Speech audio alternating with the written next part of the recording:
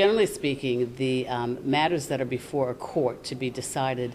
and resolved are referred to as subjudice, and therefore the House of Assembly will not discuss any matters that may very well prejudice the outcome of the court proceedings. However, in this particular instance, the submissions that we made, in which the House of Assembly, the Speaker,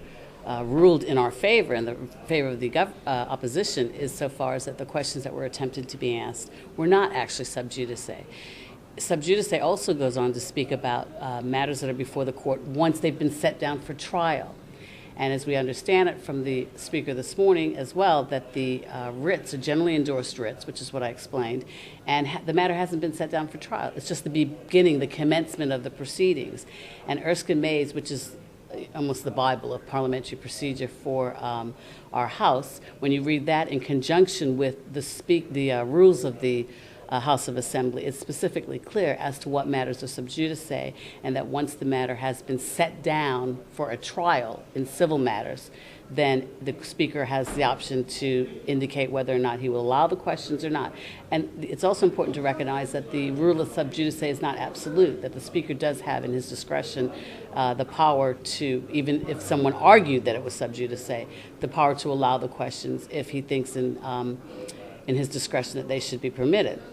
Well, therein lies the bigger issue. I mean, the fact that the issue concerning subjudice, I'm glad was resolved today, because clearly one could attempt to hide behind, so to speak, the rule of subjudice by saying, oh, the case is before the court, so therefore I'm not going to answer any questions. So I'm pleased that the Speaker did rule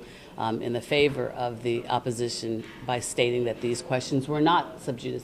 However, the larger picture, and that hopefully members of the public will have to ask themselves, is why were the questions not answered?